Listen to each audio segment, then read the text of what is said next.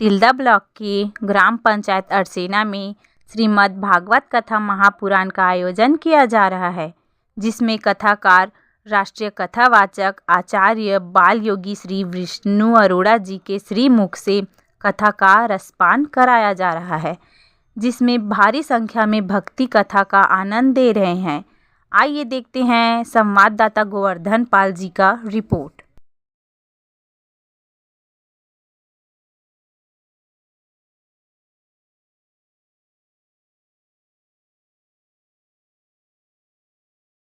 घटना घट गई तो उन्होंने सोचा मैं अगर अपने बालक को लेकर कहीं और चला जाऊं तो शायद ही कि ये सब घटनाएं आगे न घटे, इस तरह की विपदाएं ना आए। नंद बाबा ने ऐसा सोच करके गांव वालों से कहा कि ऐसा मैं सोचता हूं।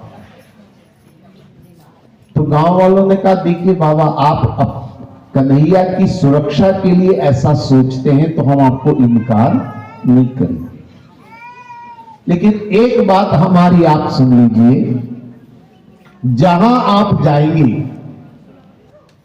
वहां हम सब आपके साथ चलेंगे।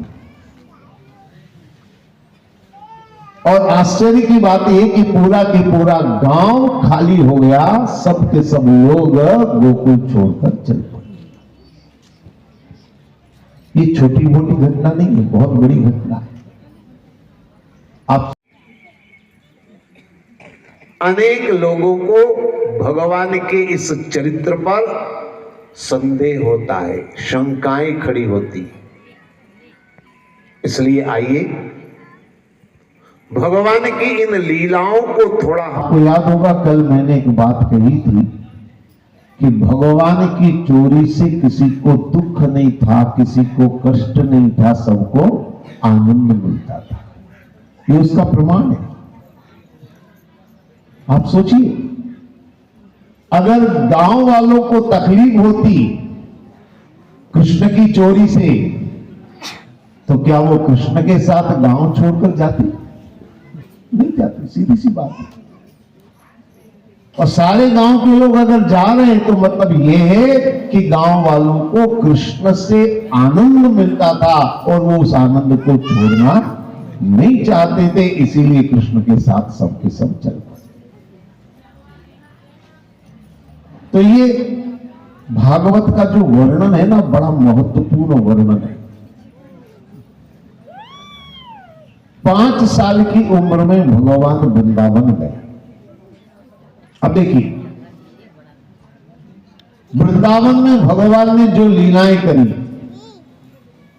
मैं एक साथ वो सारी लीलाएं आपको क्रमशः सुना देता हूं संक्षेप में। उसके बाद हम एक दो लीलाओं पर विस्तार से चर्चा करेंगे, पर एक बार भगवान की समस्त लीलाओं का अवलोकन। अनेक लोगों को भगवान के इस चरित्र पर संदेह होता है, शंकाएं खड़ी होती, इसलिए आइए भगवान की इन लीलाओं को जाती। ये बत्सासुर छल प्रपंच है, इस पर विजय पाना है। भगवान का चरित्र जरा ध्यान से सुनेंगे, आपको समझ में आएगा कि कैसे विजय प्राप्त करी जाए।